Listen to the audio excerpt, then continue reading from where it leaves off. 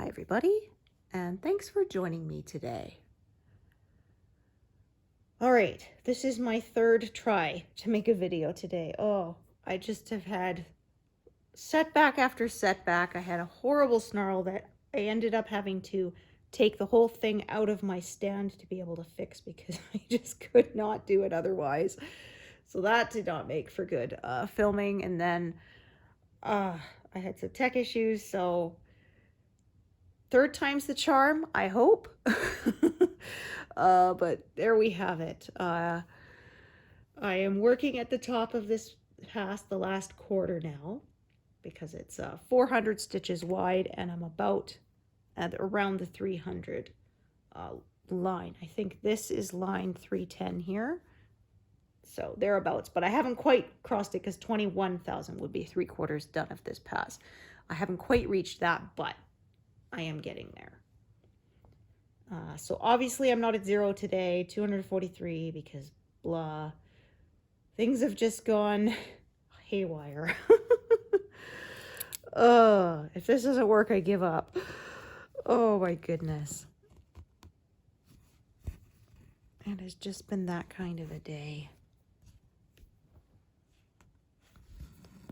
I had a not so bad, and unfortunately I did not catch it for a while until I'd stitched through it with other threads, and so I had to undo those threads, and I ended up having to cut the knotted part out because the knot would not release no matter what I did. It was to the point where I knew I was going to break the thread if I kept pulling on it trying to pick that knot out. So I gave up, cut it out, frogged back, started over. Oh, it's just been, like I said, that kind of a day. And so I'm going to work out to around here, or maybe line 320, we'll see, sort of just filling in this part today. As like I said, this is confetti heavy. It goes over quite a wide area. So I tend to try to keep it to a smaller area while I'm stitching it, break it up into sort of, you know, more manageable sections. And that way I don't end up with too many needles live at the same time, because that can just cause problems.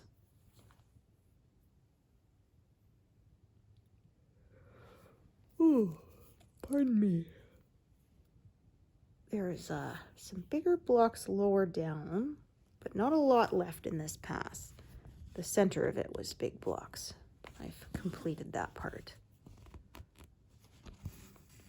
Hoping to make, like I said, 25,000 total for June, and it's looking promising. Not quite halfway there,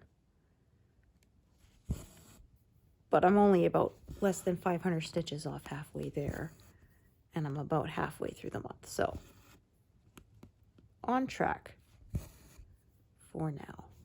If I fall a little short, I won't worry too much because I went way past my estimate last month. And at any rate, I don't have a deadline with these. I finish them when I finish them.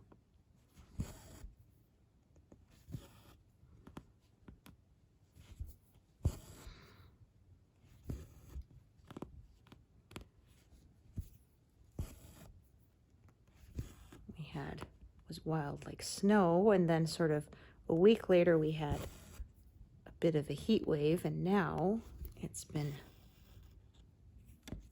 gloomy. It's been kind of nice though. I don't really have to turn my heat on. I find the amount of heat sort of that my stove produces when I'm cooking is sort of enough. So I have the furnace turned off at the moment because I don't need it. The heat stays pretty close to where I like it. Might as well save a little bit on energy costs when I can. This is the time of year when I do that.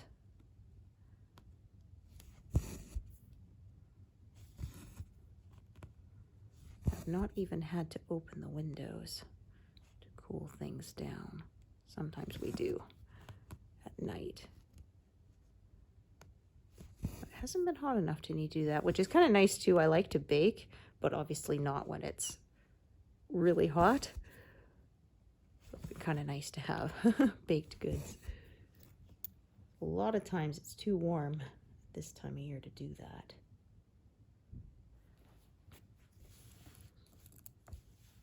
So I can see, yeah, there's kind of a natural break in the colors sort of at about 315. Stitch 315, so that's kind of where I'm gonna pause it for the moment.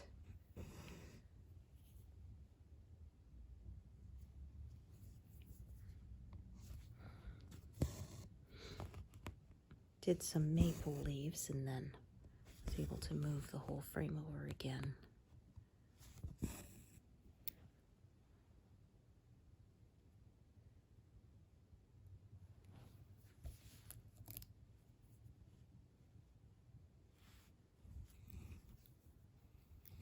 Okay, so just looking.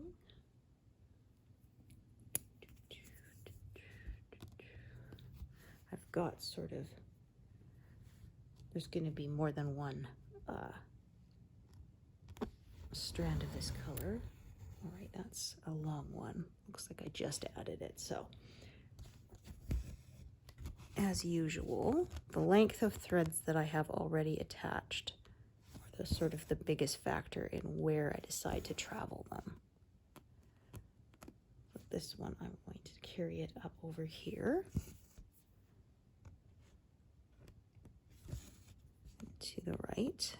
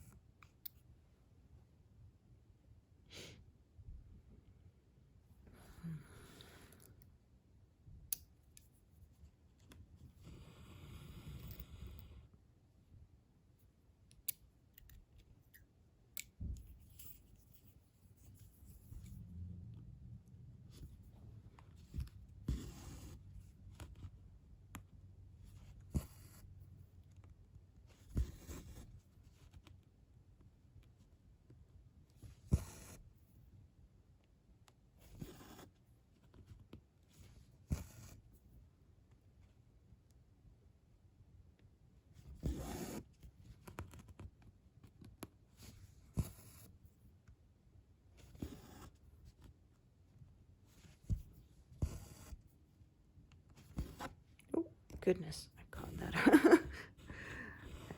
Clips holding some stuff around the edges of my project here, and I just looped the thread around it by accident.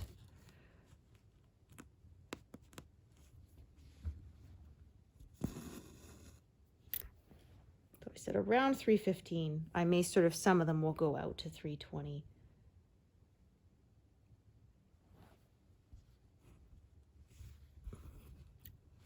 Some people like to work sort of square by square, but that is not my way. My grid is just there to help me place stitches correctly, but not to tell me where I'm going to stop.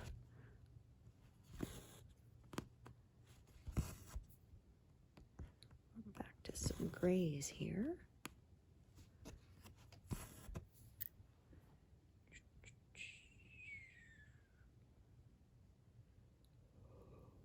Oh my.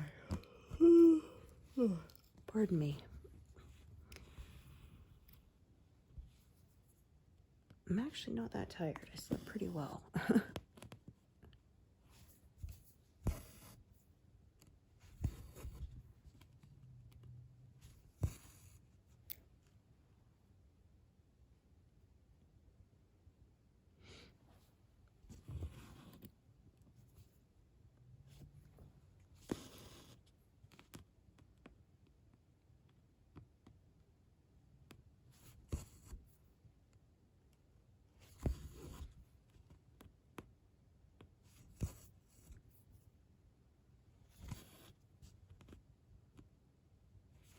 I have been feeling better at least. I wasn't really, and I'm thinking I'm wondering if it's my water. So we have a water machine, and I do clean it regularly. Every month I do bleach or vinegar and water cleanup.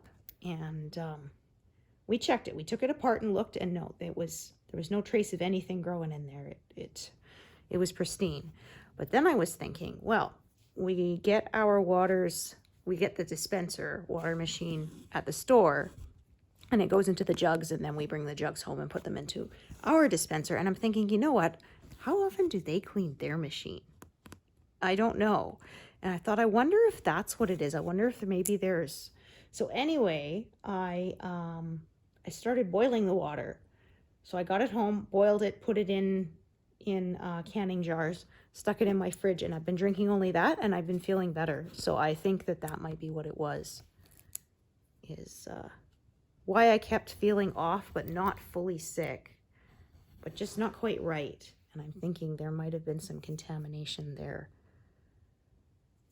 And I mean, maybe it's a coincidence. Maybe I did have a virus and it just went away, but I'm going to try this for the next while and just see. Because I remember I had a lingering thing for months, and then we discovered that this was when I still drank coffee. The coffee machine had stuff growing in it. It was nasty. And once that was cleaned out, I felt better. So like I said, I know our machine on our end is fine. We double checked it, and it has its own sanitization, but I don't trust just that. So like I said, every month I drain the machine. I put a bleach in water or vinegar and water solution in it, which is how they recommend you clean it.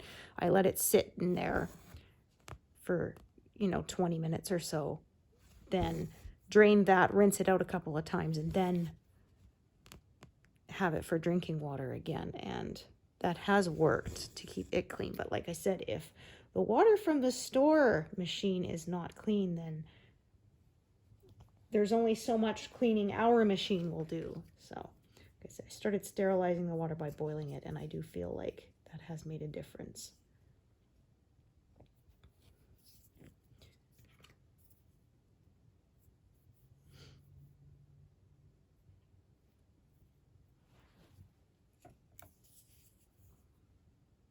So if you're somebody who's been, like me, just kind of on and off, not feeling quite right, but the doctor can't find anything wrong,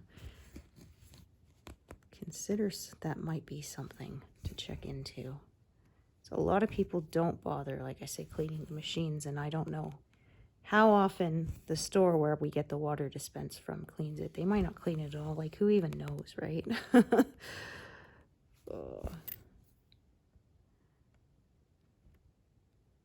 So it's an extra step, but I mean, worth it to avoid any contamination.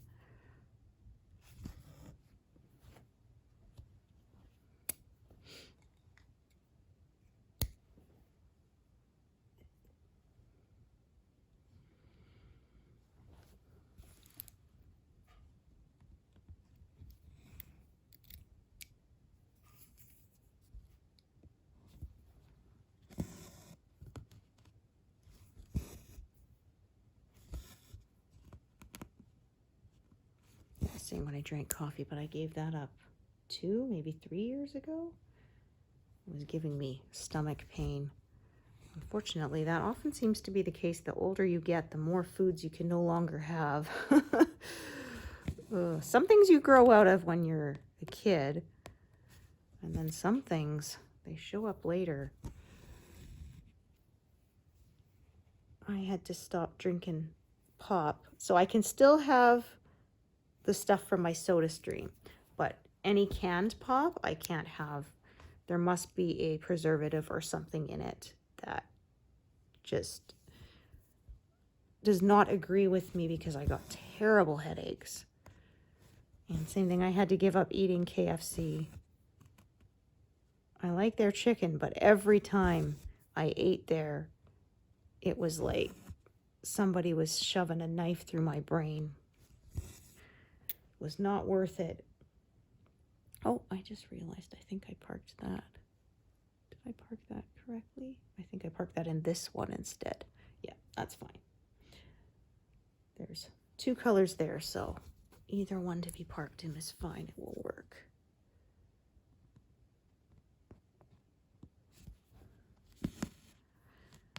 Oh, there was a 1-ton soup mix that I really liked. But same thing, every time I ate soup that I made with that stock mix, horrible, horrible headaches. So it might be MSG, I don't know, but at any rate,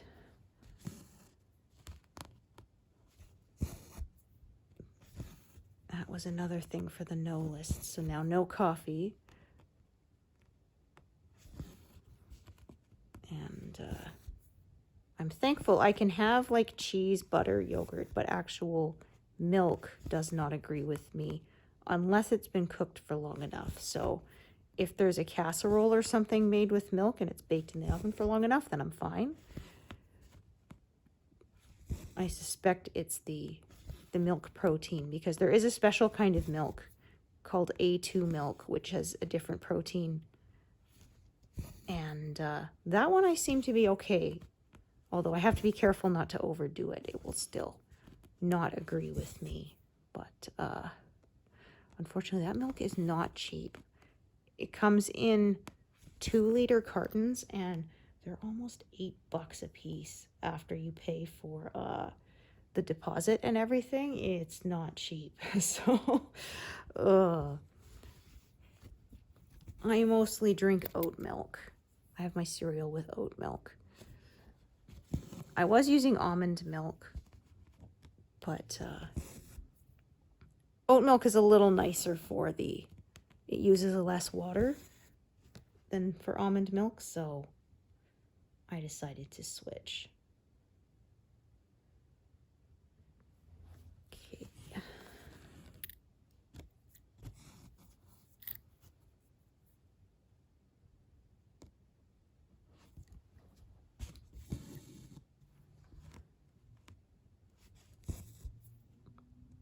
Try to do little things that can, I know I won't have a huge impact, but at least I feel a little better doing something.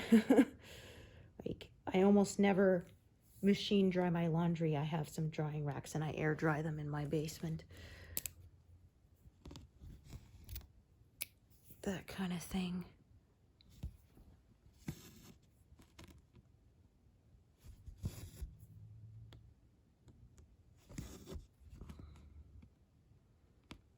Yeah, there's some green here. So like I said, I'm pretty sure these are pine needles. There was one coming down that way. It's either that or a branch because it's brown. Not really sure. Generally, it becomes more clear once you've got the whole area stitched up. All right, so I'm going to go back in sort of to this corner here, and I'm going to kind of work this area outwards.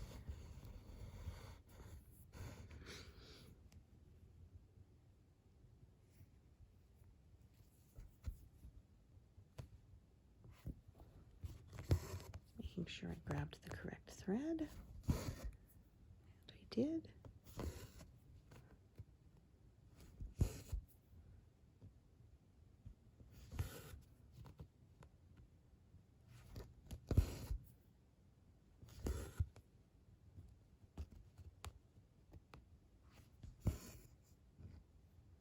I'll leave that threaded for now, but I may unthread it, sort of depending as I go.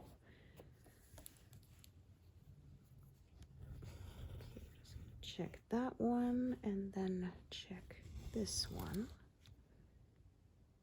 All right, so I think that one I'm going to carry over that curve there. This one I'm going to go hug this edge, come back, and then carry it over to the right as well, because there's another one down there for those stitches.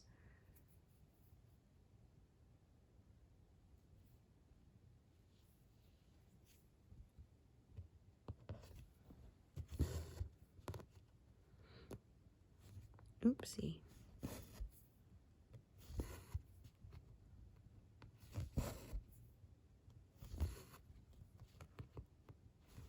been watching my, historical dramas. I finished season 3, The Gilded Age. Now I'm watching PBS's Marie Antoinette. I'm rewatching season 1 because I kind of forgot most of it.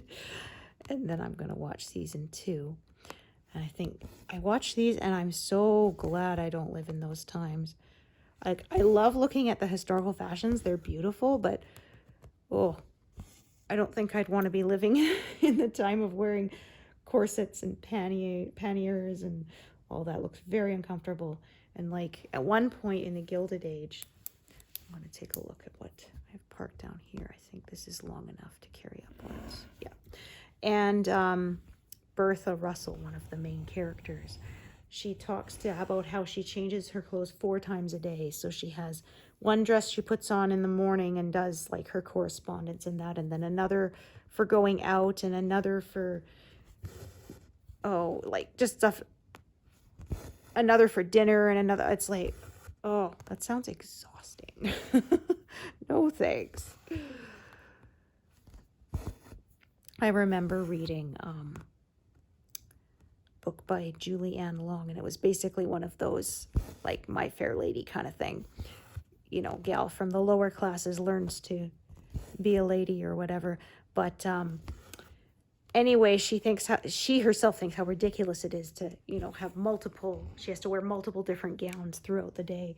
And so she jokes with, says, have you got your reading dresses? Because they have walking dresses, riding dresses, dinner dresses, morning call dress, all this. So she says, do we need different dresses just for reading? So she says that, and then it turns out she finds out that the other ladies thought she was serious, and they went and had reading dresses made that included a little like purse to hold the book and stuff.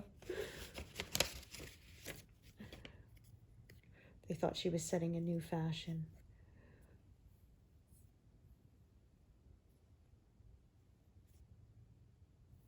Yeah, there was a joke saying, whatever you wear, if you pass away in it, that'll be your ghost outfit. And I said, well, then mine will probably be comfortable. Because I dress for comfort and not fashion most of the time. And the older I get, the less willing I am to be uncomfortable for the sake of fashion.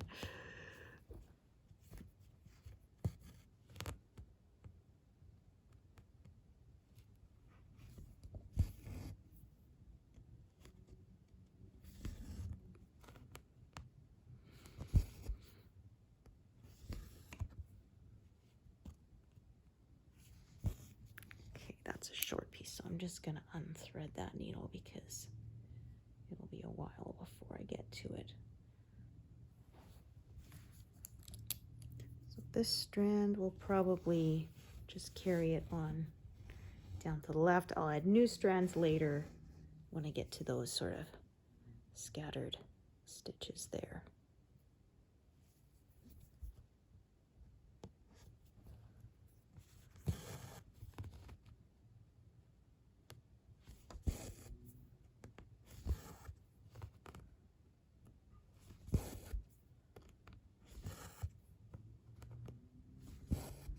And then, as I've been saying in previous videos, I plan to do a rewatch of Downton Abbey. They released the grand finale, which is to be the final installment movie, I think last year, 2025. And or maybe it was this year. I'm not sure, but it wasn't terribly long ago. And I haven't watched it, and I thought, you know what, I'm just going to do whole rewatch. That's a comfort show for me. It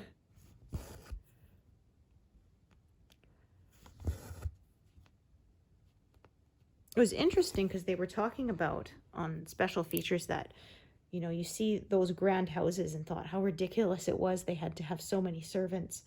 But at the same time, they said a lot of those houses provided most of the employment for the village, which is not something I thought of, but they said a lot of times, basically, you went to work in the factories in the city, or you went to work in one of the big houses, or maybe a village shop. But a lot of the village would be employed by these huge houses. then times changed. But it was wild. Like, there was one where one servant, his entire job was to wind all the clocks in the house because they had to be wound every day. But he also had to do it on a certain schedule so that he would not be in the rooms while the family was in the room. So it wasn't just a matter of walking around winding the clocks. He had to do it at a certain time where he wouldn't be seen, because of course a good servant was seen and not heard, kind of thing, or not even seen at all if. And also they said the time of day made a difference too, because if it was, say, in too early in the morning, it would be cold and harder to wind. And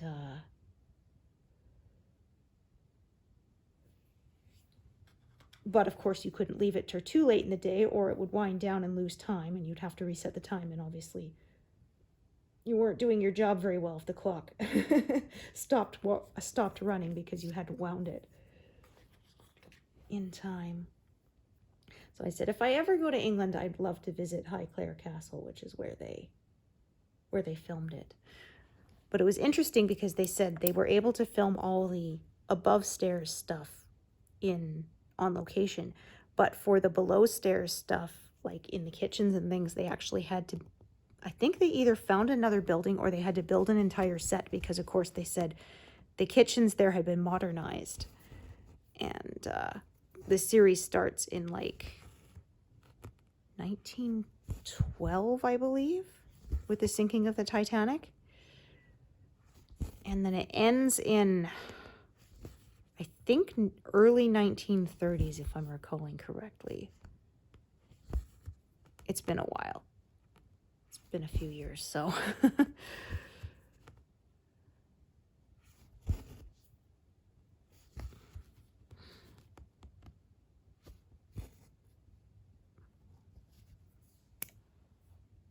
And then my husband and I have been watching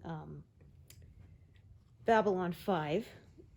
Never watched it while it was on, which it was on at like the same time as Deep Space Nine. They were actually considered rival shows because they were very similar, set on a space station with multiple different alien races together during a wartime. And that's actually why I started watching. I had it recommended to me, sort of like, if you like Deep Space Nine, you'll probably like this. And we have been enjoying that. I've been kind of sad, though. We have finished the first 4 seasons, and we started season 5, and one of the main characters is not there. Susan Ivanova, I really liked her. And I went and looked it up. Apparently they had contract disputes. She says they didn't ask her back. They say she wouldn't agree to come back. But at any rate, unfortunately, they said she apparently will appear in the series finale because it was filmed at the end of season 4. But other than that, she doesn't appear, and that's too bad. I said that's one of the problems too, because they said the guy who created it actually had the whole thing kind of roughly sketched out to go over 5 years. And but they only contracted for the first 4. So like I said, not everybody came back. And I know some shows are starting to do that now. Apparently, HBO, when they did Westworld, contracted everybody for 5 seasons. And they ended up having to pay the stars, even though they didn't film a 5th season. They decided to end it at season 4. But that way, they could be certain that they wouldn't have to do figuring out a way to write out a character or potentially recasting them and such. So they were under contract. And yeah, what they said was the actress who played Ivanova on Babylon 5, she wanted to do some more work in movies and asked to be in fewer episodes. And I guess, what my guess is that they basically said, well, no, then you don't get to be in any of them. Because that's often how it goes. That was the same with Terry Farrell on Deep Space Nine. She wanted to step back and not have quite as high of a workload. And they basically said, well, no, you're either going to do all, 24 to 26 episodes, or you do none. And so she did none. And she said, and she did not know, because she end of season 6. She did not know that they were going to end after season 7. She said if she'd known that season 7 was going to be the final season, she would have stuck it out. She would have stayed. But they didn't tell her, and she only found out after. So, yeah, you can thank Rick Berman for that. Star Trek was good in spite of him. He was apparently not a great guy to work for.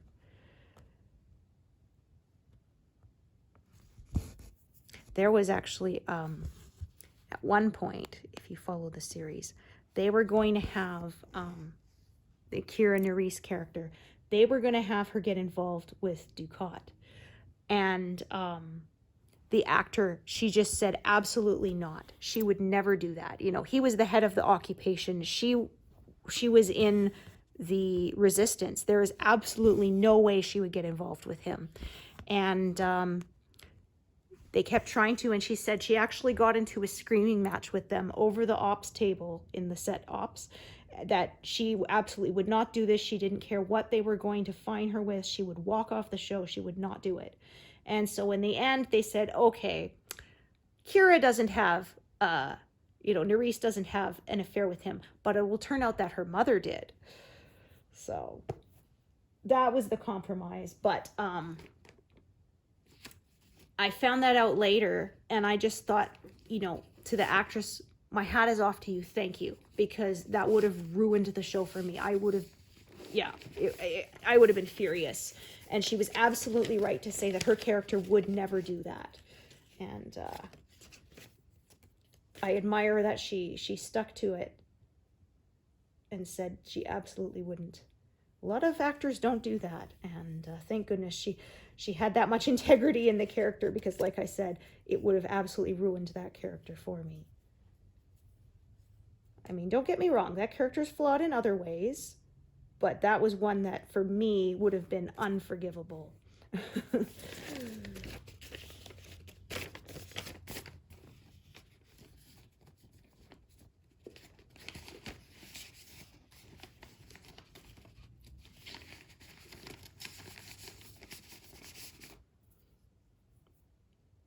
I mean, flawed characters are the most interesting, right? Anyone who's too much of a caricature of evil isn't interesting. And anyone who's too much of a, perfect Pollyanna, they're not interesting either.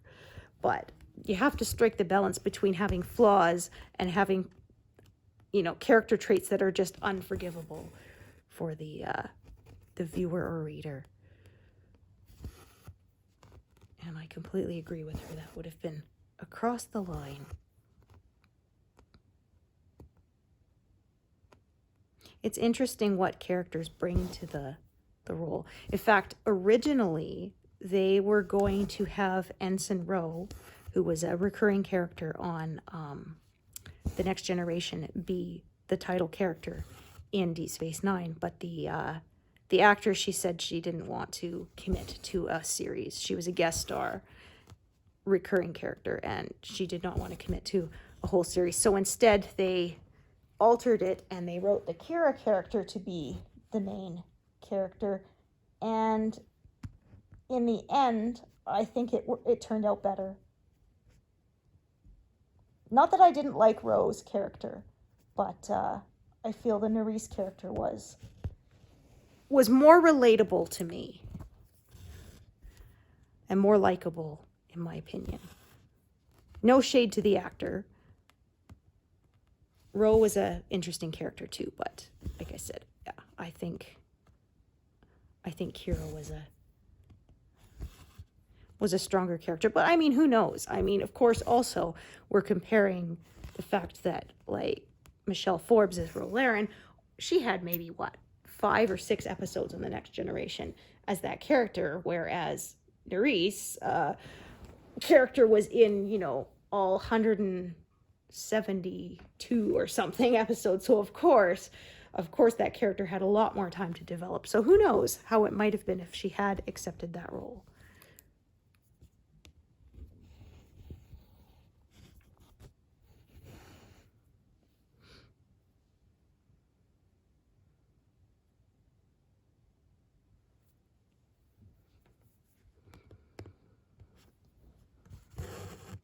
But like the whole storyline of her and Odo was not intended by the writers. And then there's an episode where this guy keeps trying to have a relationship with Kira. She does not. She is not interested, but he won't take a hint. And so she kind of she says, "Oh no, because I'm already involved. This is Odo, my lover." And he kind of, the actor, right, the character looks at her with this shock. And they said as soon as they saw that, they went, "Oh, he's in love with her." And that was not what they intended to write, but the way that the actor played that scene made them go, "Okay, this is where we're going to go with it." So it's always interesting to see that kind of stuff, how if it had been a different actor who had reacted differently, the whole storyline might have gone completely different.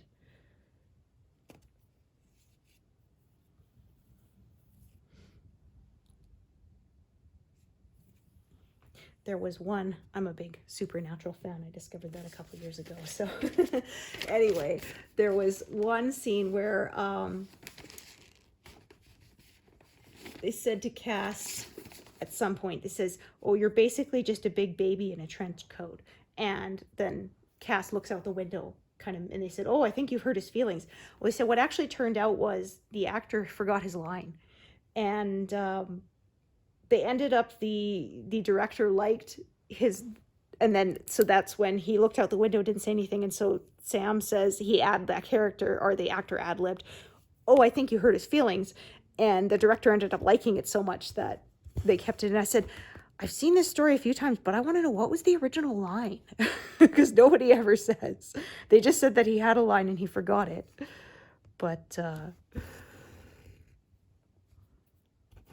like I said, it's funny how those things happen organically sometimes, and you can't plan them, but they turn out better than you had planned. There was one where I think it's the character Gabriel. He grabs Cass's face and like turns his head to look at something. And again, they said that was not scripted. It was the actor didn't look at it. And so staying in character, the other actor grabbed his face and turned him to look at it, and they liked it. So that made it into the final cut. Yeah,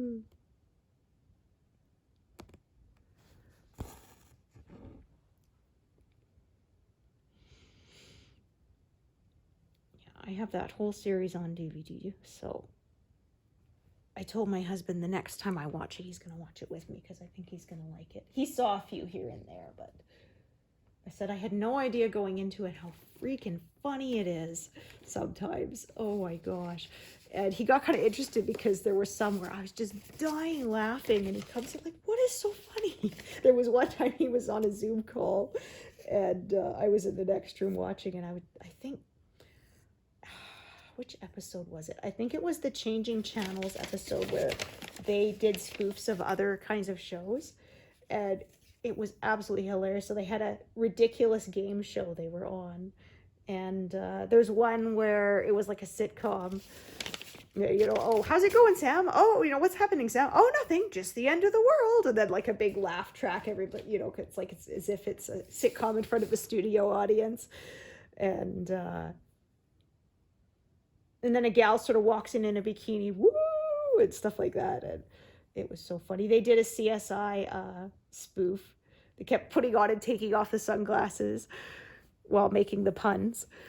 And I have watched all of CSI Miami, so that was quite funny. And then they had one where Sam gets turned into like the Knight Rider car, but with the Impala. And then Dean's rooting around in the truck, and you hear Sam's voice, "Dean, that's really uncomfortable."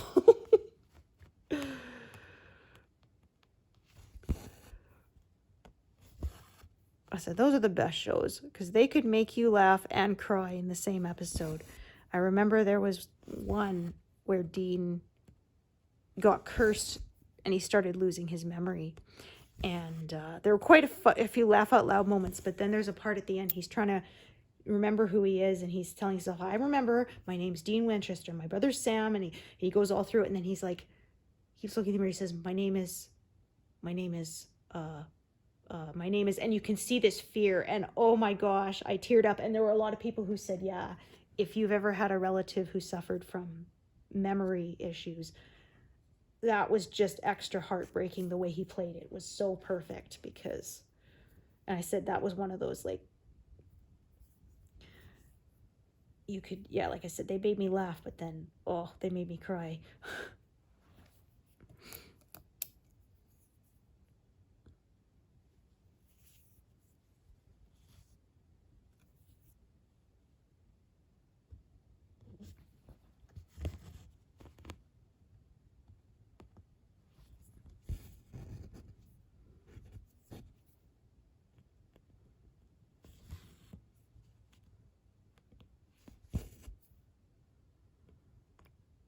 In that episode, Rowena comes in and she's got curly hair. So he says, oh, I like your hair. It's so bouncy. And she says, oh, thank you. And then she turns to Sam and says, do we have to fix him? Rowena. Because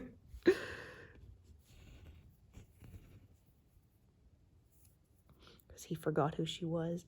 Normally he's a bit more curt with her.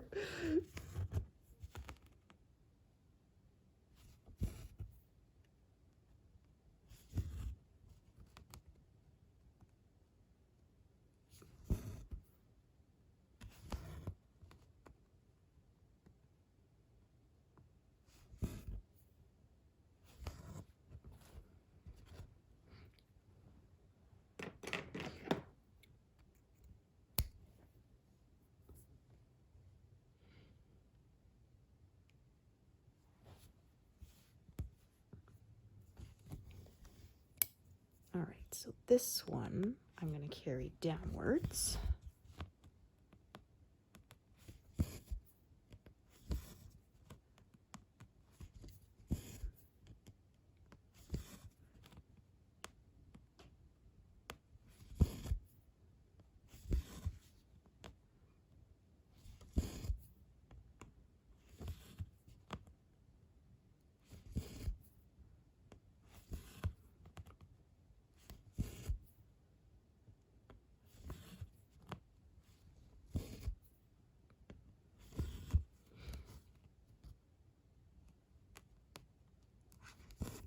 I'm going to start unthreading these as I park them below this line, because I'm going to work out to here and then I'm going to start working from the left side out again. So kind of cycle the needles out.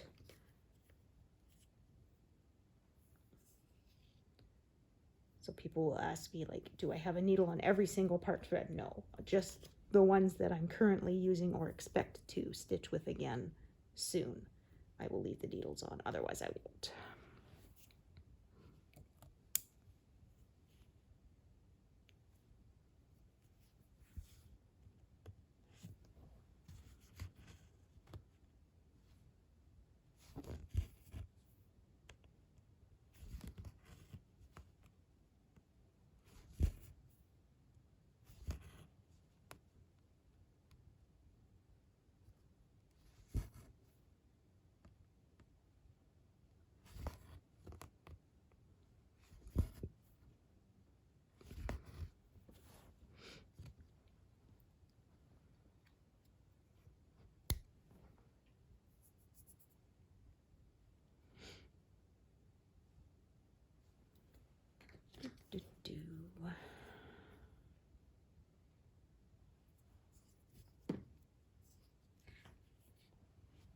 Oh dear.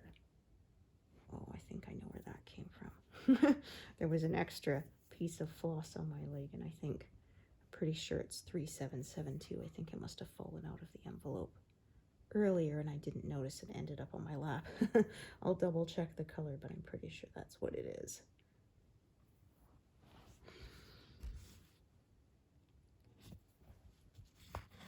After a while of working with these colors, I can often tell what number a color is. Usually pretty close. Also, if like this one, it's on my lap. Well, I'll know it's something that I stitched with recently, or I would have noticed it before. So of course that helps narrow it down too.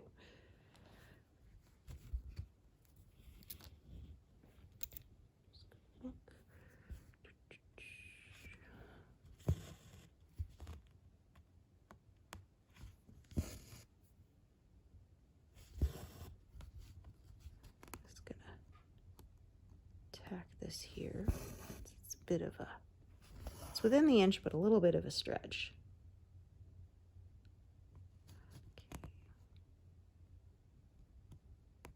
And then again, that is another one to unthread, as I will not be stitching with it again for a while. All right, I'm gonna double check this one. I think this one is long enough to carry upwards.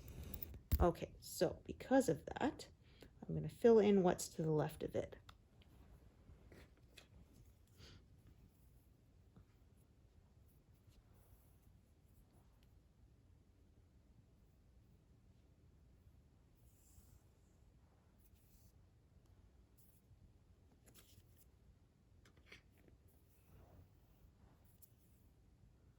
So some people might prefer to sort of stitch these 3 over here and then carry on, but I don't like to leave gaps because I start making mistakes when I do that. I just don't trust my counting, so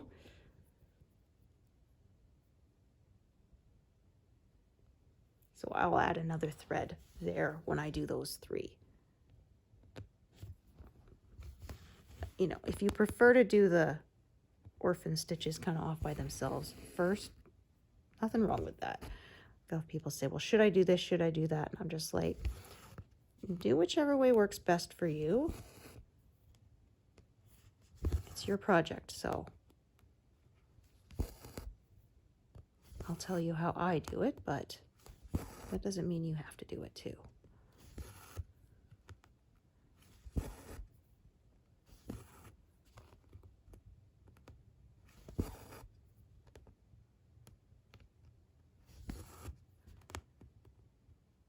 Again, I'm going to unthread that because I'm working more horizontally right now. I'll come back to it later.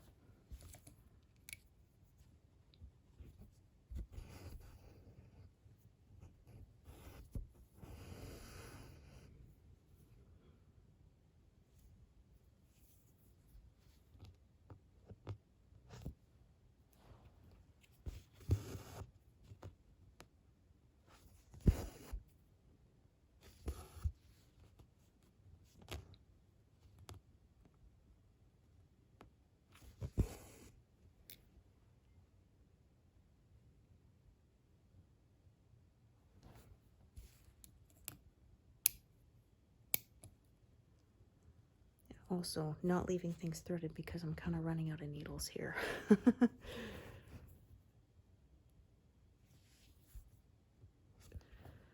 I was going to decide which way to park this one, but obviously it's too short to bother carrying it anywhere.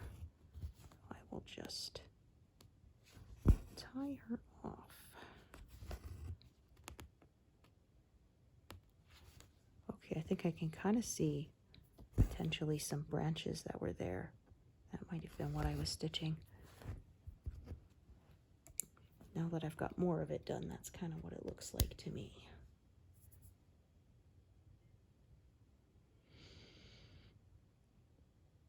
All right, so I think I started at 343 if I'm remembering correctly, but I'm going to keep stitching for a little while longer since it hasn't been an hour yet.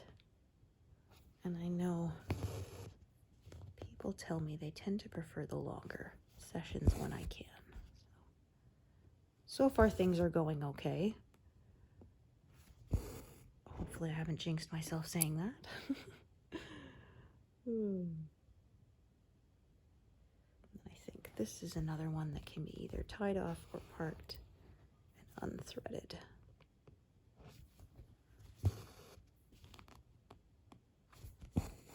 We'll park this. Oh, make sure there isn't a knot there. It does feel like there is one. Take a peek here. Oh shoot, sorry guys. Oh yeah, there is a knot. A heck of one. Oh. Sorry, I'm bonking the camera there. There. Fortunately, I caught it before I stitched through it.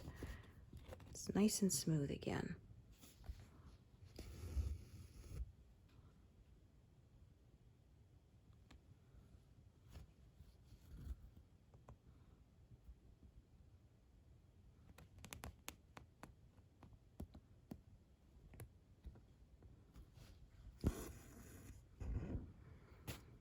All right, back on track.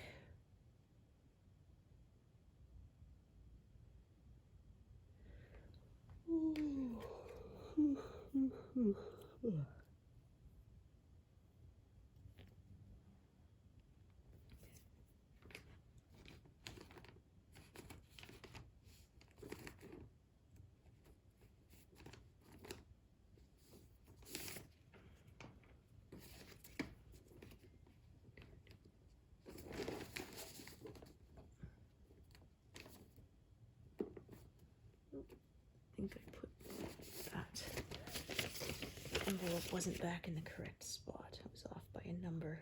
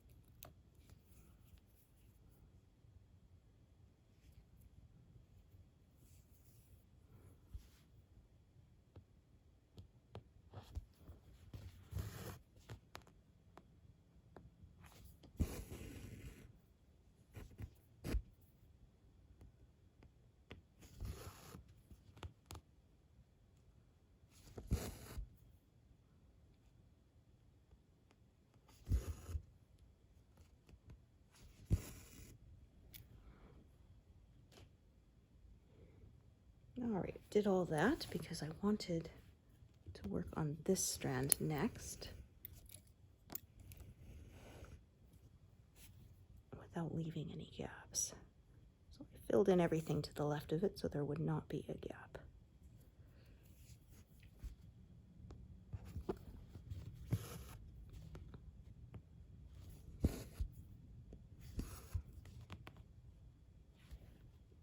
That one and around this corner.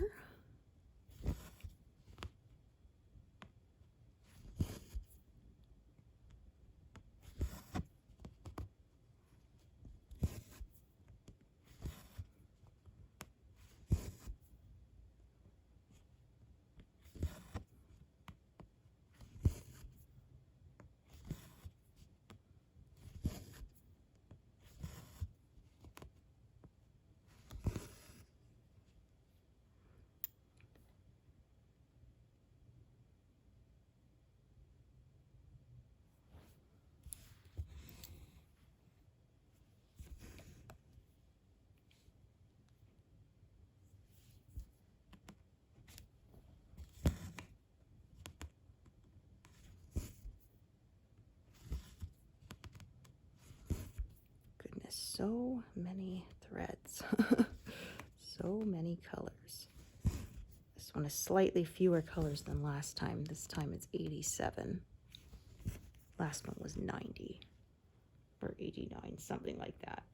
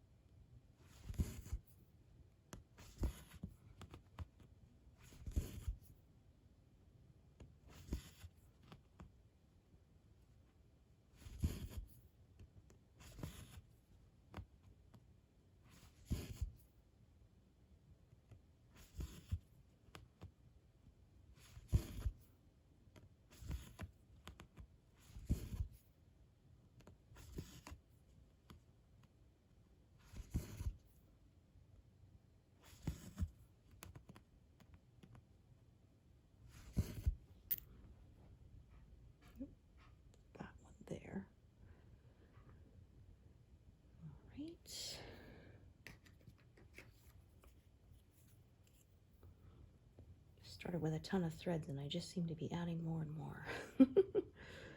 Sometimes that is the way it is.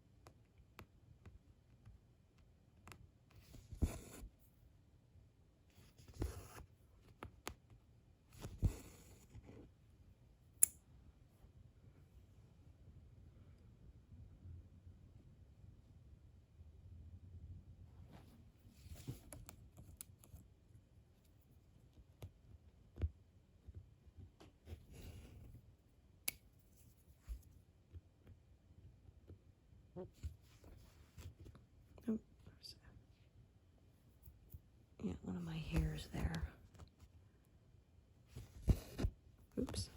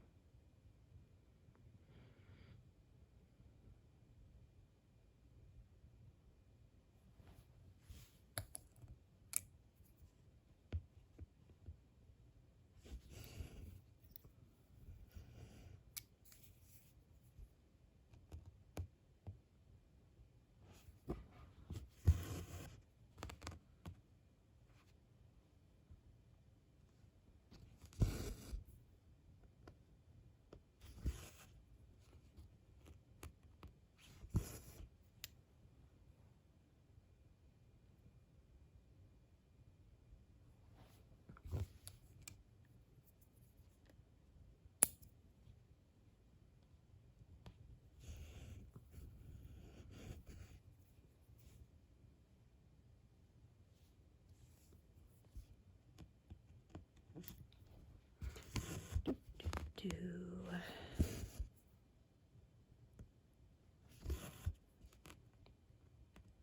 This section is slow going. There's a lot of detail here.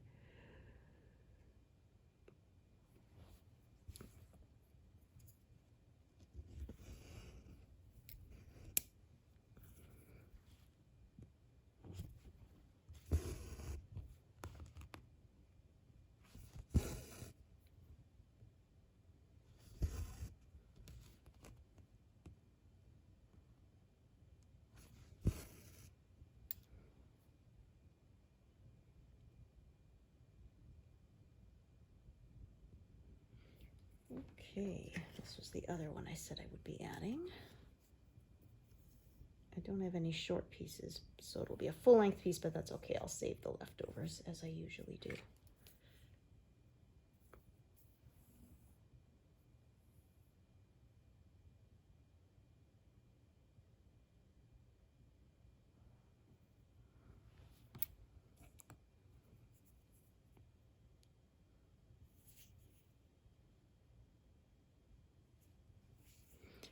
think that's where I'm going to take a break.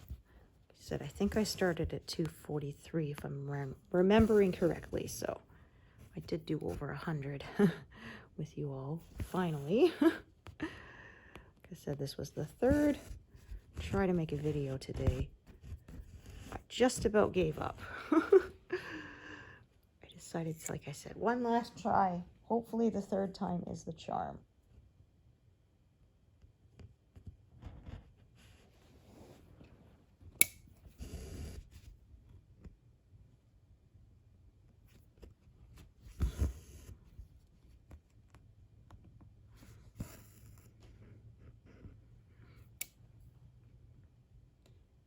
All right, so I'm not stopping on an even number today, but I got it done. Thank you so much for joining me today, and hope to see you here next time. Thanks, everyone. Bye.